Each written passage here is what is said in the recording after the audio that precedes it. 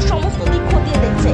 স্কুলের ভিতরে এমন ঘটনার অভিযোগ প্রকাশ্যে আসতে অভিভাবকদের মধ্যে উদ্বেগ তৈরি হয়েছে। অনেকে স্কুলের নিরাপত্তা ব্যবস্থা ও অভিযুক্তের দৃষ্টান্তমূলক শাস্তির দাবি তুলেছেন। তদন্ত চলছে। নাবালিকাদের সুরক্ষা সবার দায়িত্ব। শিশুর সঙ্গে কোনো রকম অসদাচরণ দেখলে সঙ্গে সঙ্গে চাইল্ড হেল্পলাইন 1098 নম্বরে জানান। তো শেষ না হওয়া পর্যন্ত সব পক্ষের বক্তব্য শোনা জরুরি। আপডেট পেতে সাবস্ক্রাইব করুন ননস্টপ এক্সপ্রেস টিভি।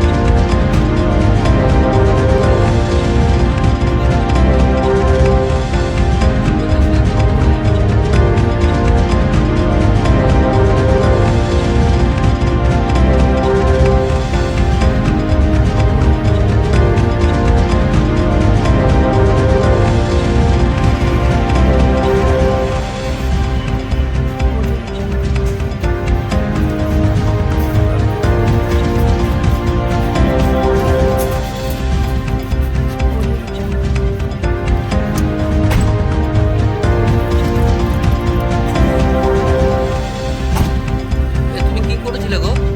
হ্যাঁ, পুলিশ ধরলো কেন তোমাকে? স্টুডেন্টদের সঙ্গে কি করেছিলে?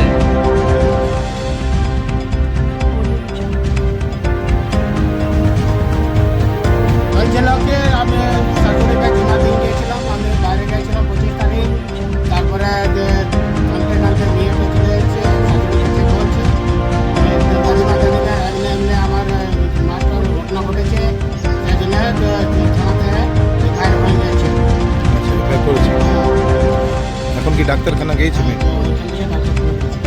কি চাইছিস মাস্টারটা, কি কি শাস্তি চাইছিস? আমার মেয়েটা কাছে করেছে, কালকে আপনার মেয়ে কাছে করবে, তাহলে কি করবে? আমাকে শাস্তি চাই।